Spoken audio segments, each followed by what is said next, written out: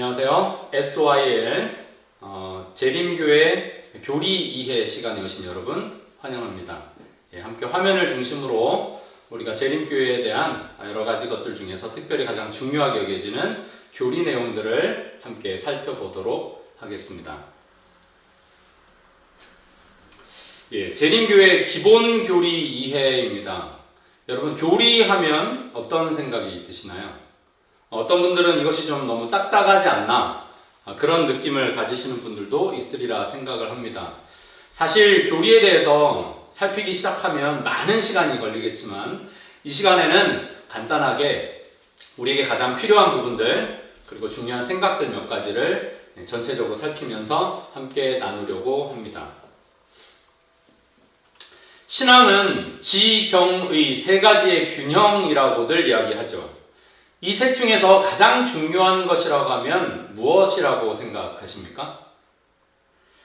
재림교회를 이끌어 온 것은 아무래도 이 지식과 관련된 부분이었다고 생각이 됩니다.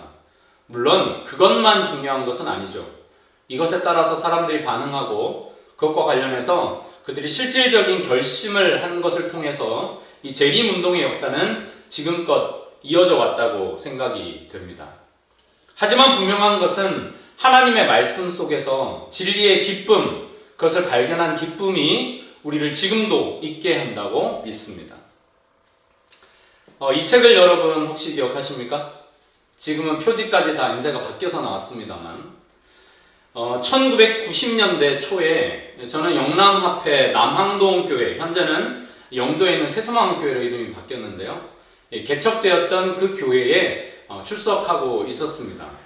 물론 방학 때만 했습니다만 그 교회는 소수이지만 청년반 AY 그룹이 조직되어 있었고 나이가 그렇게 적지 않았던 그 재림 청년들은 1991년도에 출간되었던 바로 이 책, 어둠이 빛을 이기지 못하더라 하는 이 책을 가지고 그 다음 해에 바로 청년의 성경 공부 교재로 사용했었습니다.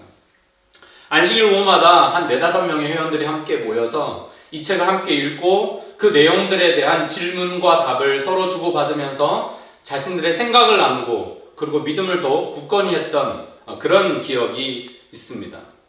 무엇보다 이 교재는 우리가 무엇을 믿는가, 특별히 재림교인으로서 무엇을 믿는가에 대한 내용을 이전보다 더욱더 통쾌하게 그리고 시원하게 생수와 같이 제공해주는 그런 책으로 여겨졌었죠. 오늘 우리가 다룰 내용은 교리라고 하는 부분입니다. 교리란 무엇일까요? 사전을 찾아보면 체계화된 종교의 가르침, 교리의 가르침을 명문화한 것, 대다수의 종교는 각자 독자적 교리를 채택하고 교리는 그 종교를 믿는 사람들의 믿음의 근거와 가치 판단의 기준을 제공한다라고 되어 있습니다. 좀 이따 살펴보겠습니다만 여기 사전에는 교의 혹은 교조라고도 한다라고 언급하고 있죠. 이 교리의 정당성은 그 종교의 믿음에 가장 큰 지위를 가지는 권위에 의해 보장된다라고 설명을 합니다. 우리가 믿는 것을 무엇인가 이렇게 잘 설명해 놓은 것이구나. 일단 쉽게 그렇게 한번 생각해 볼 수 있겠어요. 이 교리를 공부하는 것의 유익은 여러 가지가 있겠지만 간단하게 3가지입니다. 첫 번째는 성경을 깊게 읽고 바르게 해석해 주는 것입니다. 두 번째는 신앙생활을 풍성하게 하는 그 기초가 되는 것이죠. 그리고 무엇보다도 우리의 경험 속에 있지만 잘못된 신학을 분별하게 해주는 기능도 합니다. 사실 이 기독교뿐만 아니라 각 종교들은 자신들 나름대로의 기본 개념 혹은 교리들을 가지고 있죠. 불교 같은 경우는 연기론, 사제설, 팔정도, 삼기의 이런 것들을 가지고 있고요. 이슬람은 알라, 천사, 경전, 예언자, 마지막 심판, 그리고 정령에 대한 이 6가지 믿음을 기초로 그들의 믿음을 세워나갑니다. 힌두교는 윤회와 환생을 교리의 근간으로 삼고 있고요.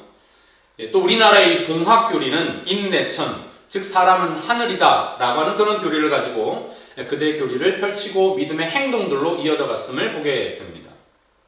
교리가 실질적으로 이 성경과 관련해서 왜 중요한지에 대한 한 2가지 정도 예를 우리가 한번 생각해 보면 좋겠습니다. 성경을 가지셨으면 레위기 17장에 있는 말씀 잠시 보도록 하겠습니다. 레위기 17장 10절부터 14절에 보면 이스라엘 집 사람이나 그들 중에 거류하는 거민 중에 무슨 피든지 먹는 자가 있으면 내가 그 피를 먹는 그 사람에게는 내 얼굴을 대하여 그를 백성 중에서 끊으리니, 이런 말씀이 나와요. 피를 먹으면 어떻게 한다고요? 백성 중에서 끊어내겠다고 말씀하십니다. 우리가 잘 아는 십계명 출애굽기 20장 특별히 13절에 보면 살인하지 말라라는 그런 명령이 있습니다. 여호와의 증인들로 알려져 있는 그 분들은 이 성경절을 혼합하여서 이것에 기초하여서 그들은 수혈을 거부하는 그런 생활 습관을 가지고 있습니다. 단순히 그냥 라이프 스타일로 끝나는 것이 아니라 그들이 수술이 필요로 되는 그런 순간일지라도 결코 뭐를 안 해요? 다른 사람이나 심지어 자기 가족의 피조차도 자기 몸에 집어넣는 것을 살인하지 말라라고 하는 관점에서 거부하는 것이죠. 물론 수술 방법 중에 무혈, 수혈, 수술이라고 하는 것이 있긴 있습니다. 그러나 그것은 그렇게 위급하지 않은 상황에서는 가능하지만 많은 경우에 있어서는 수혈은 필수적인 그런 부분으로 작용하고 있습니다.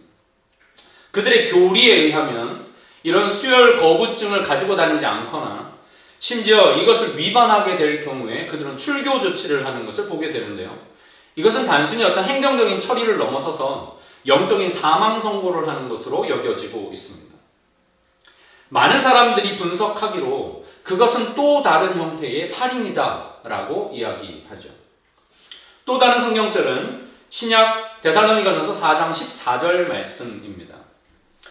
우리가 예수께서 죽으셨다가 다시 살아나심을 믿을진대 이와 같이 예수 안에서 자는 자들도 하나님이 그와 함께 데리고 오시리라. 이 재림 장면을 묘사하는데 예수님께서 누군가를 데리고 뭐 하신다고요? 오신다고 개역 한글판은 그렇게 번역하고 있습니다. 이것과 관련해서 사람들은 영혼 문제 그리고 구원의 순서 여러 가지 것들을 고민하게 되죠. 이 데리고 오시리라고 하는 원래 원어를 보면 아고라고 하는 단어인데 이것은 여러 가지 뜻이 있습니다. 근데 그 중에서 가장 기본적인 뜻은 인도하다, 이끌다라는 뜻을 가지고 있어요. 근데 이 단어를 한글 성경으로 처음에 번역할 때 번역자들이 어떤 생각을 가지고 있느냐에 따라서 사전적인 2차, 3차 뜻 중에 하나를 골라서 번역하게 되는 것입니다. 마태복음 26장이나 로마서 8장을 보면 이 단어는 함께 하다 혹은 인도하다라는 가장 기본적인 뜻으로 번역되어 있음을 보게 돼요. 우리가 영혼을 하나님께서 먼저 가지고 가셨다가 재림 때 가지고 오시는 것처럼 오해하지 않도록 우리는 성경의 가르침들을 예수님께서 우리에게 알려주시고자 하는 대로 분명하게 이해할 필요가 있음을 우리는 알게 됩니다. 이런 성경 해석에 기초하여서 우리가 믿는 바가 어떻게 정의되는지도 가름되기 때문에 이 교리라고 하는 것은 이런 것들을 잘 정리해 놓은 하나의 체계로서 우리에게 매우 중요한 부분이라 하겠습니다. 그럼 이렇게 중요한 교리가 왜 오늘날에는 많이 공부되어지거나 여러 가지에 있어서 우리에게 좀 쉽게 접해지지 않는 그런 어떤 분위기가 형성되고 있는 것일까요? 많은 이유가 있겠지만 한 세 가지를 생각해 볼 수 있겠습니다. 첫 번째는 성도 스스로 성경 자체를 묵상하는 일과 공부하는 것이 많이 익숙해졌다는 것입니다. 어떤 면에 있어서 이것은 굉장히 긍정적인 이유일 수 있겠습니다만 그러나 각자 나름대로 좀 더 나아가면 마음대로 해석할 수 있는 그런 여러 가지 좀 어려운 부분들도 있기 때문에 주의해야 하겠죠. 무엇보다 이 재림교회 역사 속에서 우리가 가장 먼저 떠올리게 되는 것은 두 번째가 아닐까 싶습니다. 딱딱한 논쟁. 사실 재림교회는, 특별히 한국의 재림교회는 많은 세월 동안 변증이라고 하는 형태에 있어서 우리가 믿는 바를 성경적으로 변증하려고 하고 증명하려고 하는 그런 일들에 많은 에너지를 쏟았습니다. 근데 사람들이 이런 논쟁들이 길어지다 보니까 그것 자체가 너무나 힘든 거예요. 많은 생각들과 에너지를 요하면서 차라리 그것보다는 그냥 오늘 내 삶 가운데 가장 필요한 것들, 현실적인 어떤 답변들을 얻을 수 있는 것이 차라리 더 낫지 않을까? 그래서 어려운 것보다는 조금 더 쉬운 쪽으로 내 성경 묵상이나 성경 공부의 방향이 맞춰져 가는 그런 이유 때문에 교리가 좀 등한시되는 것이 또 있기도 합니다. 또 좀 더 나아가면 질보다 양적인 성장에 교회의 관심들이 많이 집중되면서 조금 더 부드럽게 좀 다른 표현으로 하면 좀 수준을 좀 낮춰서 좀 적당히 그렇게 믿음을 가지면 안 될 것인가? 가장 핵심적인 거 한 서너 가지만 확인하면 그냥 다 같은 거 아닌가 하는 그런 분위기들이 조성되었던 것도 사실입니다. 우리가 이렇게 살아가는 모습 속에서 우리는 다 알고 있지만 새로 교회를 들어오거나 우리의 이웃에 있는 사람들은 우리가 정말 무엇을 믿고 살아가는지를 잘 알지 못하는 경우도 있겠죠. 그래서 우리는 이 성경을 어떻게 해석하고 하나님의 뜻대로 어떻게 우리가 받아들이며 우리의 삶으로 살아내야 할지를 깊이 생각하면서 하나님께서 이 교회를 통하여 우리에게 다시 한번 공부하게 하시는 이 교리들을 좀 접근할 필요가 있겠습니다. 고인이 되셨지만 미국의 경제학자인 스콧 리어링이라는 분이 있습니다. 아마 여러분은 서점에 가시면 그의 부인인 헬렌 리어링의 여러 가지 명상록 같은 것들이 훨씬 익숙하실 텐데요. 이 스콧 리어링은 미국의 경제학자이자 사회운동가였습니다. 자본주의 사회에서 사회주의적인 어떤 관념들을 통해서 어떻게 조절하고 절제할 수 있는지에 대한 여러 가지 사회운동들을 주도했던 사람입니다. 노년에 썼던 그의 책 중에 보면 아주 인상 깊은, 어쩌면 여러분도 좀 잘 아실 이런 구절이 등장합니다. 생각한 대로 살지 않으면 사는 대로 생각하게 된다. 그런 말이 있어요. 굉장히 의미심장한 말입니다. 이것을 우리 신앙에 좀 대비해서 생각해 보면 어떻게 바꿀 수 있을까요? 믿는 대로 살지 않으면 사는 대로 믿게 된다는 것입니다. 사실 교리를 등한히 하는 여러 가지 이유들을 한마디로 집약하면 이것이 아닐까 생각해 보게 됩니다. 오늘 우리는 믿는 대로 살고 있는지 아니면 사는 대로 믿고 있는지 한번 생각해 보아야겠습니다. 교리는 체계화된 종교의 본질적인 가르침, 종교의 가르침을 명문화하는 것이라고 사전에서 정의했습니다. 근데 그 밑에 보면 몇 가지 용어들이 더 있었죠. 두 가지를 여기서 한번 생각해 보겠는데, 첫 번째는 도그마라고 하는 교의라고 하는 것입니다.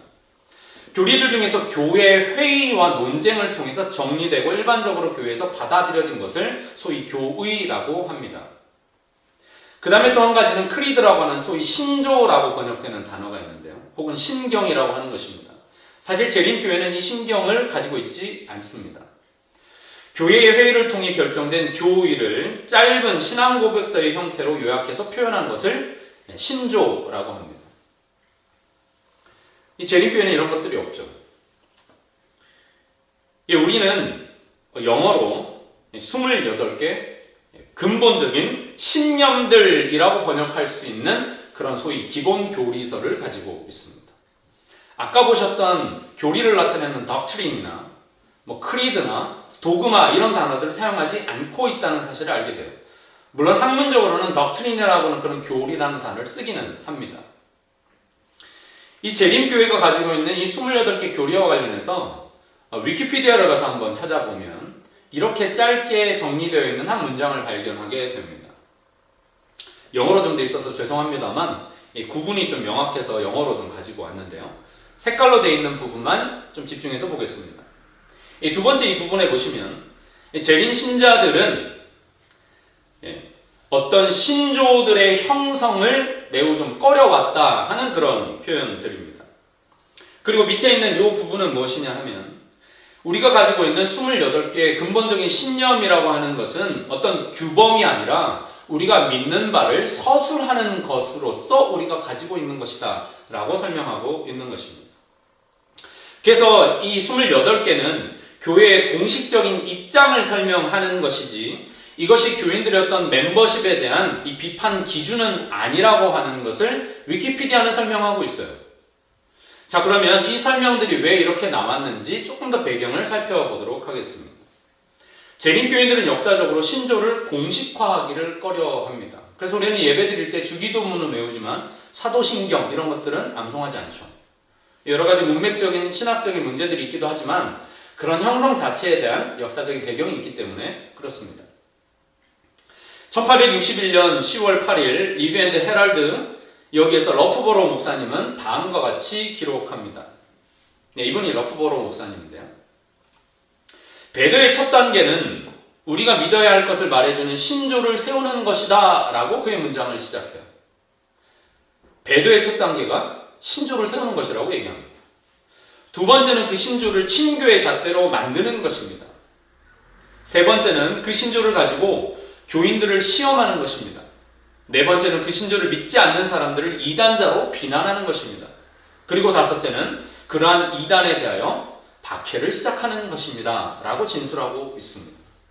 이 러프보로 목사님이 했던 말 중에 굉장히 유명한 인용글로 자주 이렇게 인용되는 그런 글입니다. 자, 읽어보시니까 어떤 느낌이 드시나요? 재림교회 초창기의 어떤 모습들에 있어서 이 신조라는 것을 가지는 것에 대한 굉장한 거부 반응들이 나타났다는 것을 보게 됩니다. 재림교회가 여러 교파로부터 재림운동을 통해서 새롭게 형성될 때 그 역사적인 배경도 한번 생각해 볼 필요가 있는 문맥입니다. 자, 그럼 재림교회의 기초적인 신념들이 어떻게 형성되어 왔는지를 짧은 역사를 통해서 잠깐 살펴보도록 하겠습니다.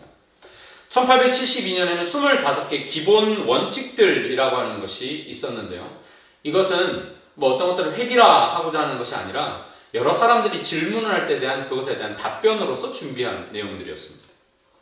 1931년에는 22개 기본 믿음들이라고 번역할 수 있는 것이 만들어졌는데 이것은 대충의 영감과 교회 열람에도 부록으로 이렇게 실리게 되었던 것이죠. 그리고 나서 1980년에는 27가지 기초들이라는 것이 만들어집니다. 이것은 교단적으로 이 대총회에서 만들어진 것들인데요. 이것을 통해서 특별히 여러 학자들이 위원회를 구성해서 참여하게 됩니다. 그리고 1988년 우리가 최근까지 가지고 있었던 기본교리 27이라고 하는 것, 여기서 한 6판까지 계속 개정이 되곤 했었는데요. 27개 기본교리의 성경적 해석이라고 하는 이런 제목으로 있다가 지난 2004년도 그 대총회를 통해서 한 가지가 더 추가되게 됩니다. 그래서 2005년도에 우리가 좀 가지게 됐던 것은 28개가 되는 그런 것이었죠. 특별히 11번으로 들어온 그리스도 안에서 자라남이라는 것이 추가되는데 이것은 영적인 어떤 전쟁과 관련된 특별히 아프리카 지역이나 이것과 관련된 곳에서 이런 진술이 필요하다는 요청에 의해서 대총회 세션 중에 공식 결의에서 삽입하게 된 그런 내용들입니다. 우리가 실제 삶 속에서 그냥 단순히 관념이 아니라 이 교리가 밀접하게 연결되어 있다는 사실을 알게 돼요. 여러분, 우리가 가지고 있는 이 28개의 기초적인 신념들 중에서 어떤 부분에 대하여 좀 자세히 알고 있고 어떤 부분들은 좀 부담이 되고 어떤 부분들은 아직 잘 이해가 안 되는 그런 어떤 영역들이 혹 있으십니까? 제가 좀 배웠던 재림교회 신학 발달사 혹은 발달이라고 하는 이 볼트 교수님이 강의하셨던 수업에서 그 교재에서 제가 좀 한 가지를 발췌해 왔습니다.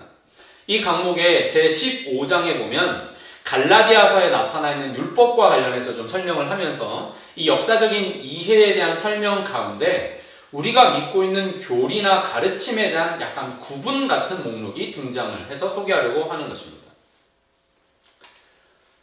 여기 보면 재림교회 신학의 중요성의 수준들이라고 하는 제목하에 교리, 가르침, 그리고 생각들이라는 제목이 있습니다. 좀 읽으면요. 우리는 제7회 안식 예수 재림교회의 역사에서 교리와 신학 문제를 역동적으로 다루었습니다. 교리가 개발되고 수정되었습니다.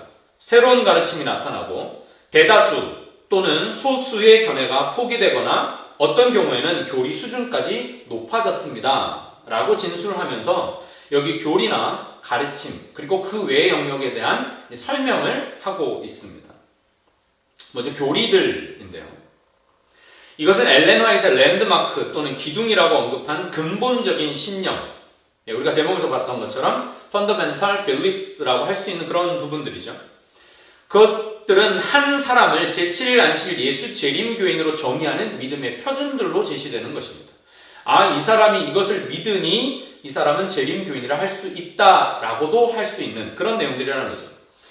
이 수정의 대상이 되기도 하지만 성경 연구에 의해서 이것은 매우 우리에게 강한 확신을 주는 성경적인 진리라고 받아들이는 것들입니다. 예수님의 성육신과 우리 죄를 위한 십자가의 죽음, 믿음으로 우리가 의롭게 되는 것, 안식일, 예수님의 재림, 대쟁투, 조건적 불멸, 영혼 문제와 관련해서요. 그 다음에 11조와 조직적인 헌금 혹은 자선사업, 그리고 단순한 장신구를 취하는 것, 술, 담배 사용을 피하는 것, 그리고 영적 은사가 종말에 나타날 것에 대한 그런 믿음을 성경적으로 우리는 교리라고 하는 영역 속에 가지고 있다는 것입니다. 그 다음에 가르침 영역 부분이 있는데요. 이것은 믿음의 시험이 아닌 교회가 채택한 믿음 또는 생활 양식 문제라고 정의하고 있습니다. 채식주의, 양심적 병역 거부자 입장, 엘렌 화이트의 선지자적인 사역, 카페인의 사용을 피하는 것, 결혼 반지의 사용을 허용하는 것, 종교 자유와 정치 종교의 분리 등이 그 내용에 속해 있습니다. 오해하지 마실 것은 이것이 교리가 아니기 때문에 우리가 지키지 않거나 믿지 않아도 되는가? 그렇지는 않습니다.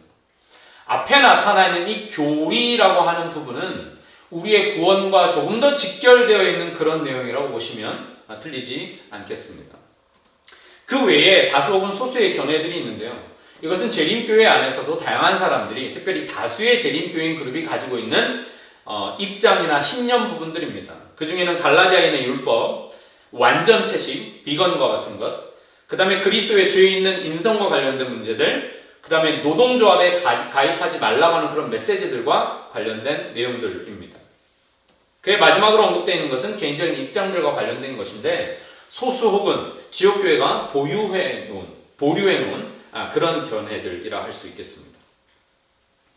자, 이렇게 우리가 믿는 바에 대한 혹은 이게 교리였나? 아니었나? 헷갈릴 수 있는 그런 부분들이 있었으리라 생각이 돼요.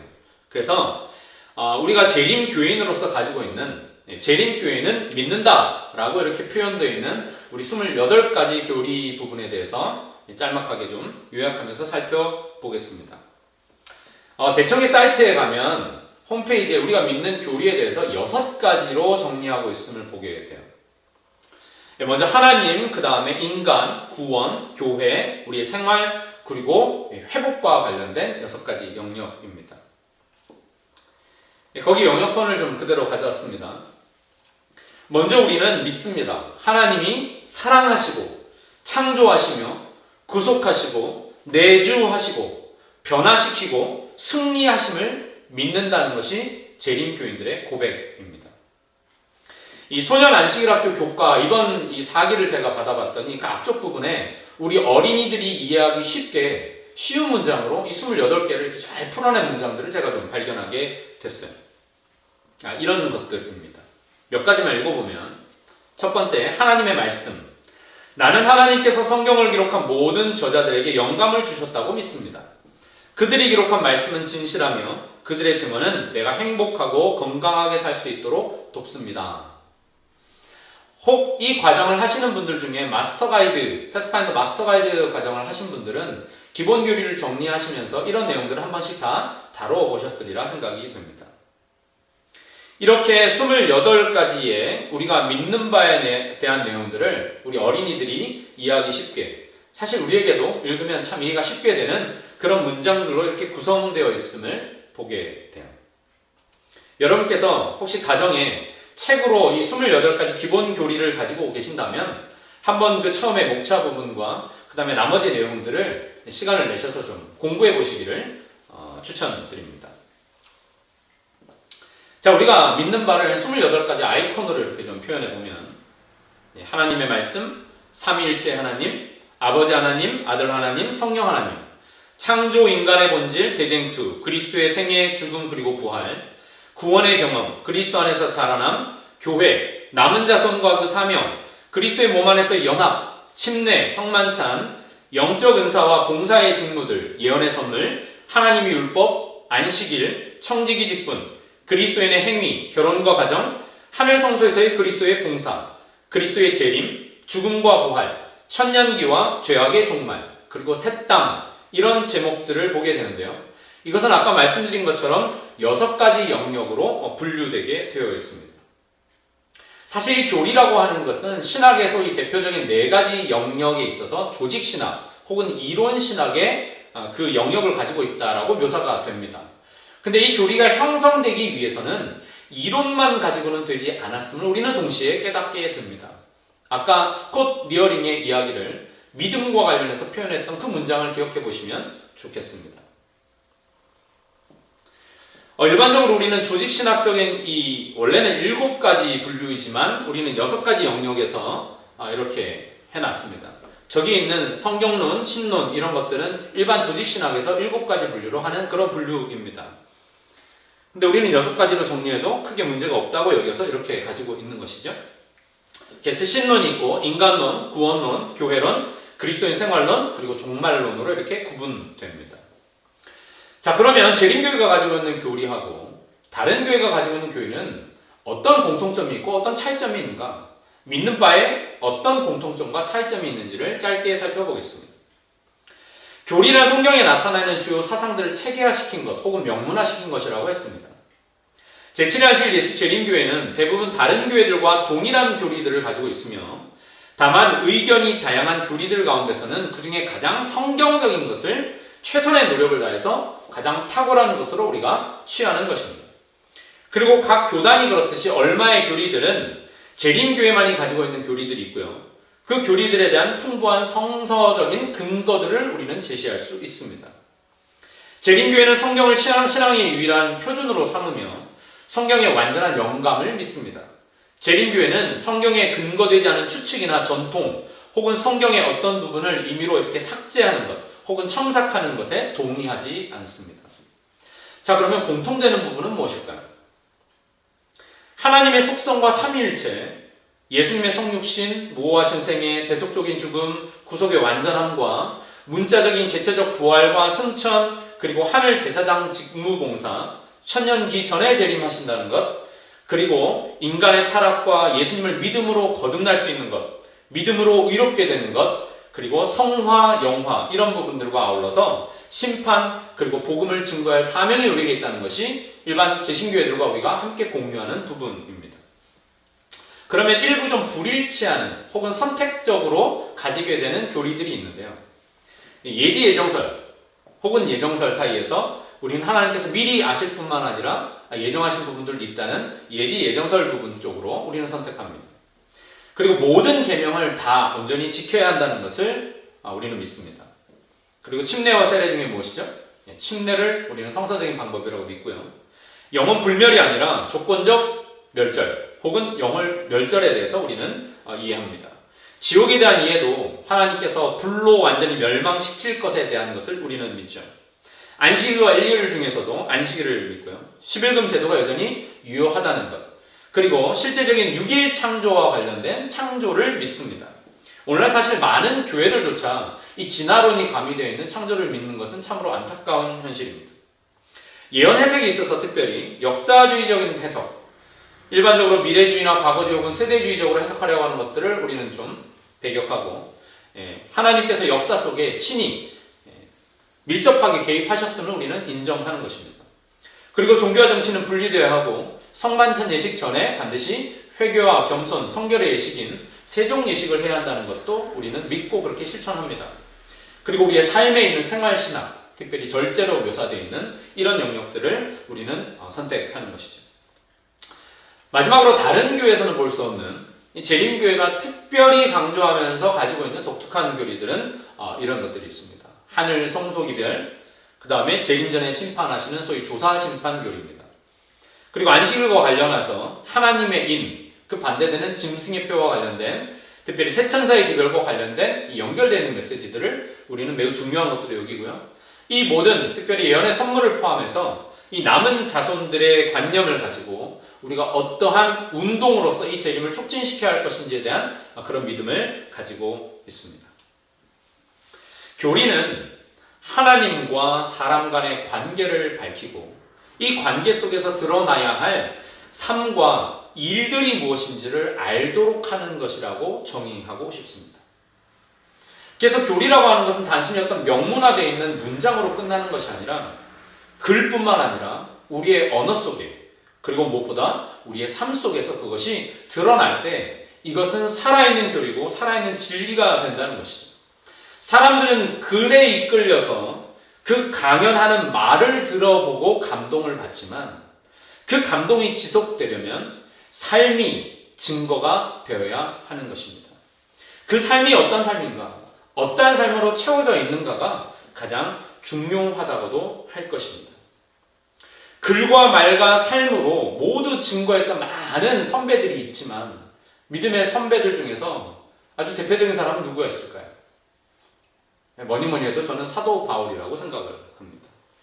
그가 사도 바울이 벨릭스 총독 앞에 사도행전 24장에 나타나서 섰을 때 그가 이 총독에게 했던 말이 사도행전 24장 14절부터 16절에 기록되어 있는데 이렇게 적혀 있습니다. 그러나 이것을 당신께 고백하리이다. 나는 그들이 이단이라 하는 도를 따라 조상의 하나님을 섬기고 율법과 선지자들의 글에 기록된 것을 다 믿으며 그들이 기다리는 바 하나님께 향한 소망을 나도 가졌으니 곧 의인과 악인의 부활이 있으리라 함이니이다. 이것으로 말미암아 나도 하나님과 사람에 대하여 항상 양심에 거리낌이 없기를 힘쓰나이다. 이렇게 이야기해요. 근데 제가 왜 이렇게 띄엄띄엄 적어놨을까요? 아까 우리 기본교리 28을 몇 가지로 구분한다고 그랬죠? 예, 맞습니다. 6가지 영역으로 구분했습니다. 이 사도 바울의 이 벨릭스 총독 앞에서 했던 말을 그 6가지 영역을 대입해 보면 다 들어있다는 사실을 알게 됐어요. 이렇게 되어 있습니다. 이것을 당신에게 고백합니다 라고 얘기해요. 제가 해석하기로는 사도 바울은 우리가 지금 교리 논리적으로 구분해 놓는 것을 그의 삶의 고백으로서 벨릭스 총독 앞에 이야기하고 있다는 사실을 알게 돼요. 그도 나사렛 이단이라고 불리는 그런 예수님을 따르는 사람들의 신앙 무리 가운데 있었다고 이야기합니다. 조상의 하나님, 신론과 인간론, 율법과 선지자의 글들, 그 모든 구원과 관련된 것들 다 포함하고요. 하나님을 향한 소망, 종말론도 들어있다고 생각합니다. 교회론 포함해서. 의인과 악인의 부활, 인간론과 특별히 종말론 부분도 여겨지고 그 다음 마지막에 매일의 삶 가운데서 항상 양심의 거리낌이 없이 그리스도인의 생활론이라고 생각이 돼요. 사도 바울이 벨릭스 총독 앞에서 그렇게 고백할 수 있었던 것처럼 오늘 우리의 삶 가운데서도 이것이 단순히 어떤 이론으로 그치는 것이 아니라 언제든지 답변할 수 있는 우리의 고백으로서 공부되어지고 준비될 수 있기를 간절히 바랍니다. 이 그림이 누구를 묘사하고 있는지 이해하실 겁니다. 십자가 직전에 베드로의 모습이죠. 이런 경험을 했던 베드로는 이 베드로전서 3장 15절에서 이렇게 이야기합니다.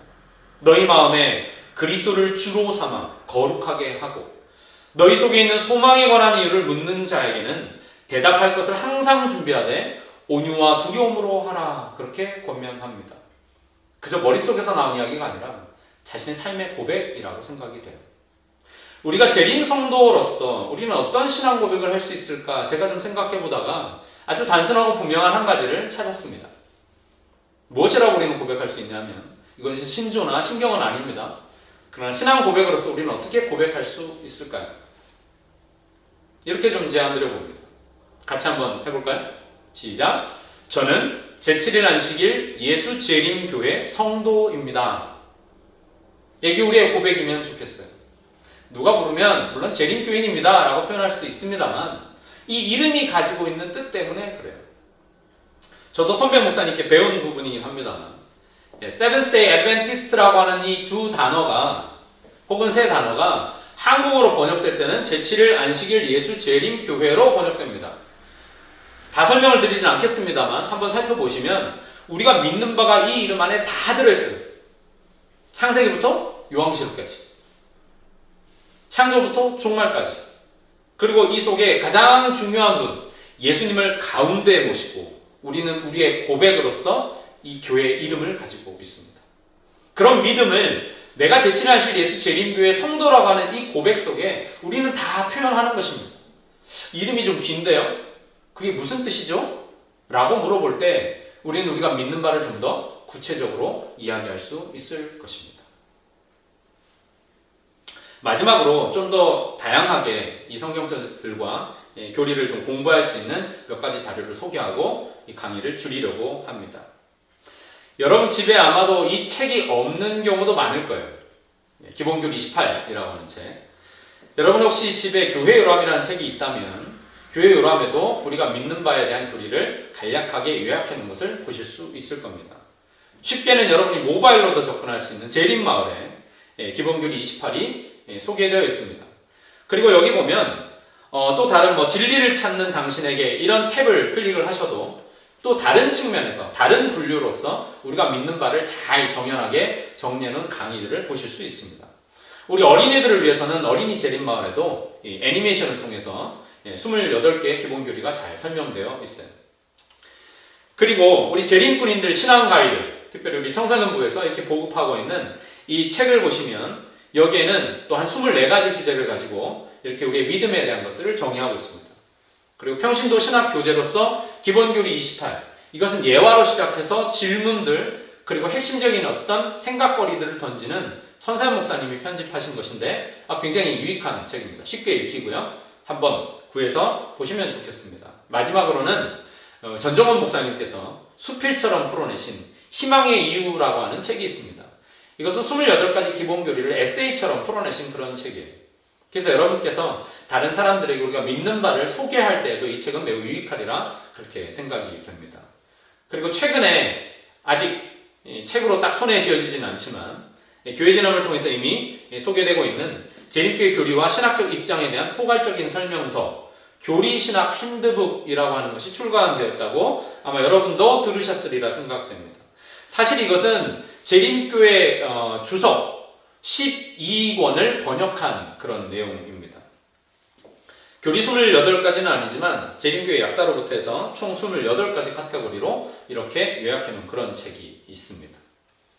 여러가지 다양한 것들, 우리가 쉽게 접할 수 있는 좋은 소스들이 많이 있으니까 어렵게 생각하지 마시고 이렇게 중요하고도 우리의 신앙 고백과 같은 이런 기본 신조들, 신념들에 대한 충분한 인식들을 가지실 수 있도록 여러분이 개인적으로 살피시고 또 함께 청년반에서 살피시고 우리 대화 속에 우리의 신앙과 또 우리의 기도 속에 이런 것들이 잘 나누어지게 되기를 간절히 바랍니다.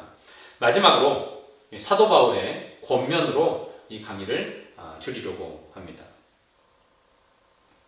데살로니가 교회에 보내는 그의 기도를 제가 조금 각색했습니다. 종말을 사랑하는 재림 청년들이여, 무엇보다 우리에게 전하라고 맡기신 하나님의 말씀에 헌신합시다. 바른 길에서 벗어나지 맙시다. 힘껏 순종합시다. 그리고 하나님께서 맡기신 영혼들에 대해 헌신합시다. 환난과 고난 가운데서도 믿음을 지키며 믿음의 수고와 사랑의 봉사와 소망의 인내로 살아갑시다. 우리 주님 오실 그날에 함께 설 여러분은 저의 소망이요 면류관이며 기쁨이랍니다.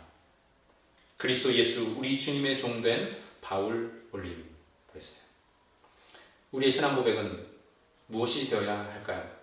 성경을 다시 펼 때마다 하나님께서 우리에게 알게 하시는 그런 분명한 믿음의 기초들을 함께 나누시고 우리의 기초로 삼으시며 이웃들이 든든히 서서 하나님을 더욱 풍성히 알아갈 수 있는 그런 것들로 우리가 함께 만들어가는 우리 모든 AY 지도자분들 되시기를 간절히 바라며 오늘 강의를 마치도록 하겠습니다. 감사합니다.